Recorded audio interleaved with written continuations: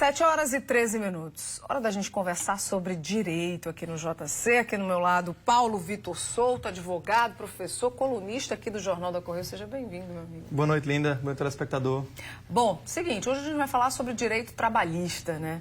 E nosso tema de hoje é sobre atestados médicos no ambiente de trabalho. Eu sei que é um assunto aí que gera muitas dúvidas, muitos questionamentos. Inclusive, você aí de casa pode participar enviando a sua dúvida aqui pra gente, tá? No nosso WhatsApp, 99332-1212. Aproveita aqui a visita do Paulo para você participar e trazer a sua dúvida. Eu começo esse tema, viu, Paulo, da nossa conversa, perguntando o seguinte: o afastamento por doença é sempre algo que preocupa, né, os trabalhadores. Agora, a questão do fornecimento do atestado médico. O que é que tem que ter nesse atestado? Quais são as informações necessárias para que ele seja validado realmente? Boa noite, Linda, mais uma vez, meu telespectador. De fato, é um assunto que preocupa tanto os empregados como também os empregadores. Afinal de contas, a força de trabalho é desfalcada no ambiente de trabalho.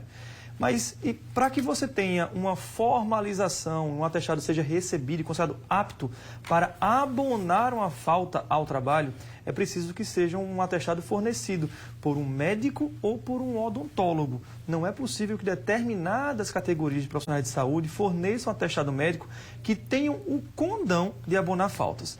Em que pese, Linda, a gente ter essa resolução dos conselhos de fisioterapia, psicologia, que entende que é um documento apto para esse fim, a jurisprudência como um todo já entende que não. Apenas odontólogos e, de fato, médicos têm o poder de um atestado médico para abonar a falta ao trabalho.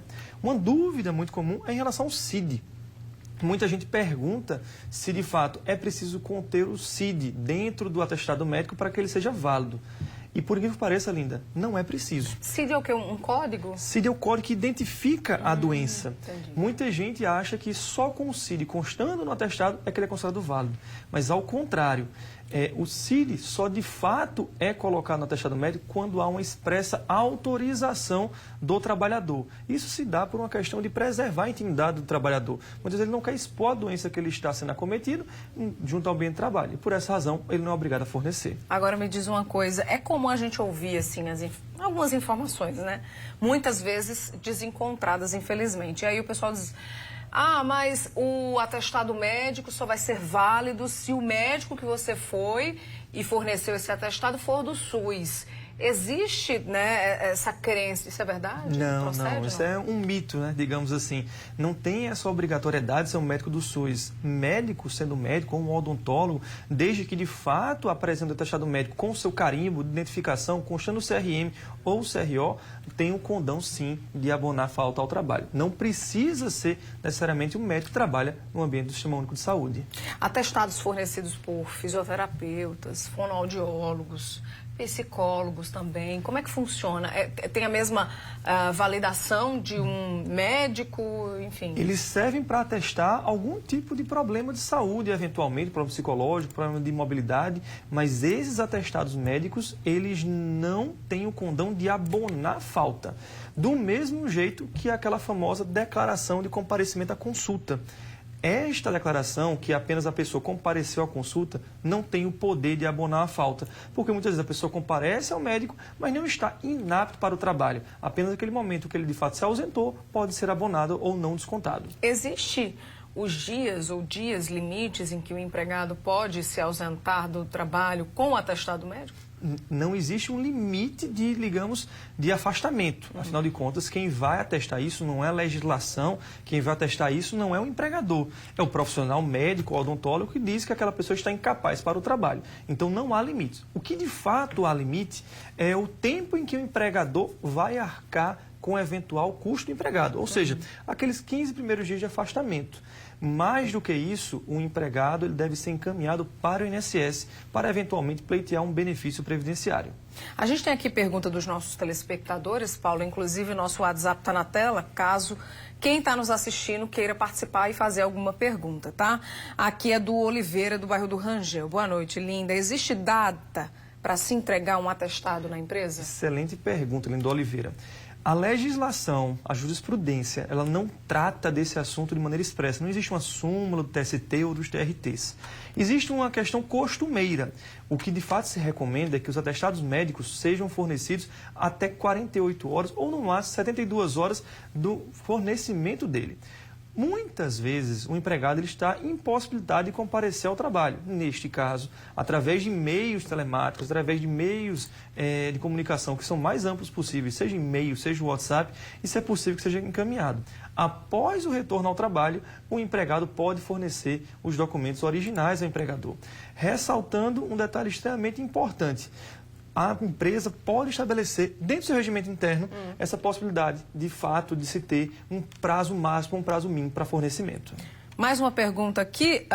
Por que o atestado abona o dia e não abona o vale alimentação? Pergunta do Marcos. Isso é uma pergunta interessante porque, de fato, vale alimentação, vale transporte, eles são devidos pelo dia efetivamente trabalhado. Se, de fato, o empregado não comparece ao trabalho e não usufruiu daquela alimentação ou, eventualmente, do vale transporte, não é obrigado, de fato, o empregador fornecer a mais. Isso vai ser retido no final do mês e compensado. Mais uma pergunta da Letícia agora. Se eu acompanhar meu filho ao pediatra e ele me deu um atestado, serve para o trabalho também? Essa é uma pergunta muito recorrente. Quem é pai de crianças mais novas sabe que, de fato, isso acontece com muita frequência. Mas a legislação trabalhista, ela só possibilita que o empregado falte ao trabalho de maneira justificada uma única vez ao ano com um filho que é menor de 6 anos. Existem normas coletivas que têm uma ampliação desse número, mas o atestado médico fornecido para um terceiro, seja filho, seja pai ou qualquer outro parente, regra geral, não tem o condão de abonar faltas.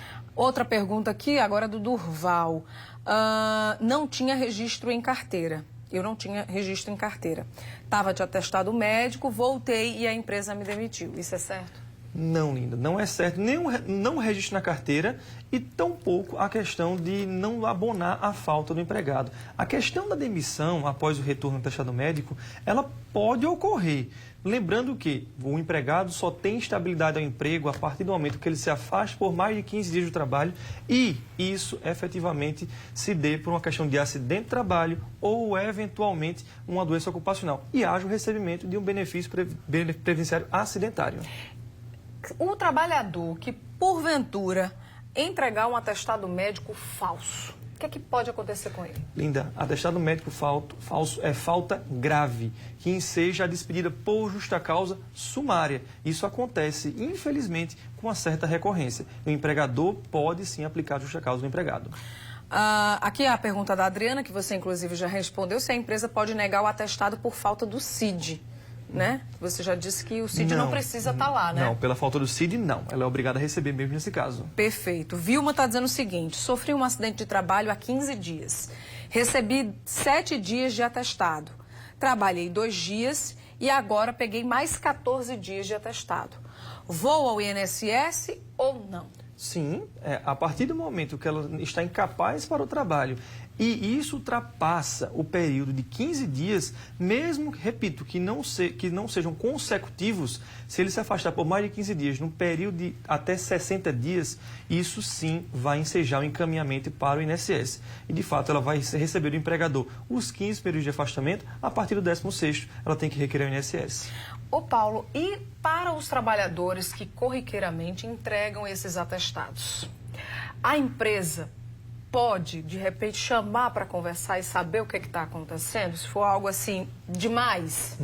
É possível que isso aconteça e é comum até algumas empresas terem as chamadas juntas médicas. O empregado, de fato, apresenta à empresa o atestado e a empresa pode solicitar que o empregado compareça até a empresa para que a empresa efetivamente, na sua junta médica, verifique a veracidade, verifique a autenticidade daquele atestado e da incapacidade do empregado. Diga-se de passagem, isso aconteceu comigo. Eu, como professor em determinada faculdade, quebrei meu braço e tive que submeter a isso, passando por uma junta médica da própria empresa. Bom, aqui a gente tem a pergunta do José Domingos do Geisel. Se eu sair da empresa na minha hora de descanso e no meio do percurso me acidentar, o que acontece? Linda, pode ser considerado um acidente de percurso, desde que e ele esteja no deslocamento casa-trabalho ou trabalho-casa. Acontece de algumas pessoas, no intervalo de descanso, no intervalo entre a jornada, saírem do trabalho, o que é um direito do empregado, para fazer atividades alheias, ou seja, até mesmo bicos, 1 hora extra, porque você vai ganhar mais. Neste caso, se estiver desempenhando outras atividades, não vai considerar um acidente de percurso. Ok, Paulo, obrigada pela sua participação. Adorei, inclusive, a participação dos nossos telespectadores. Obrigado a você, Lina. Obrigado pelo espectador e a participação de todos eles. Pois é, tem muita pergunta. Infelizmente, a gente não pode responder tudo hoje, mas na próxima participação do Paulo, a gente traz aqui mais espaço para que você possa esclarecer aí as suas dúvidas. Obrigada, Paulo. Bom jantar. Já jantou? Ainda não. Bom jantar para você, então. Obrigado. E até a próxima.